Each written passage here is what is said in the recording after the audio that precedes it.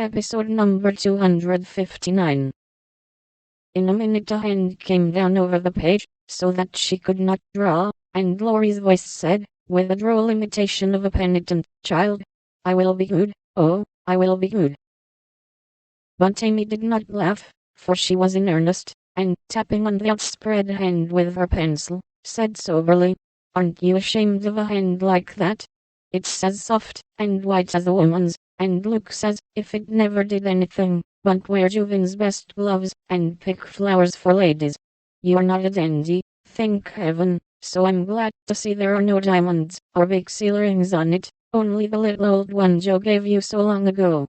Dear soul, I wish she was here to help me." "So do I."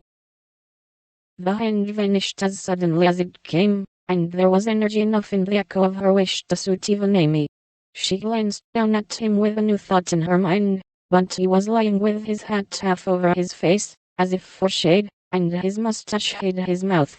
She only saw his chest rise and fall, with a long breath that might have been a sigh, and the hand that wore the ring nestled down into the grass, as if to hide something too precious or too tender to be spoken of. All in a minute various hints and trifles assumed shape and significance in Amy's mind, and told her what her sister never had confided to her. She remembered that Laurie never spoke voluntarily of Joe. She recalled the shadow on his face just now, the change in his character, and the wearing of a little old ring, which was no ornament to a handsome hand. Girls are quick to read such signs and feel their eloquence. Amy had fancied that perhaps a love trouble was at the bottom of the alteration, and now she was sure of it. Her keen eyes filled, and when she spoke again, it was in a voice that could be beautifully soft and kind when she chose to make it so.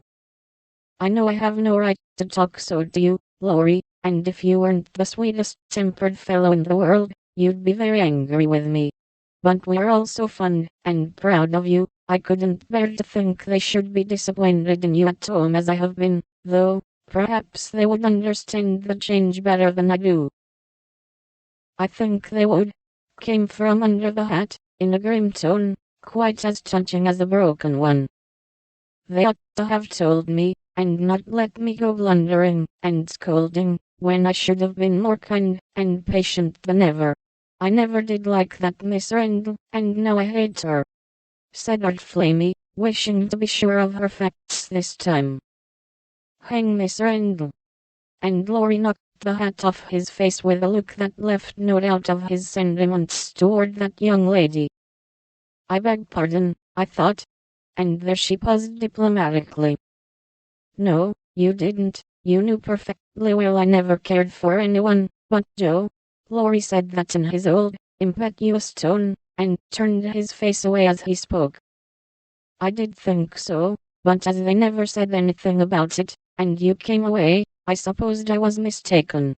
And Joe wouldn't be kind to you. Why, I was sure she loved you dearly." "She was kind, but not in the right way, and it's lucky for her she didn't love me, if I'm the good-for-nothing fellow you think me. It's her fault though, and you may tell her so."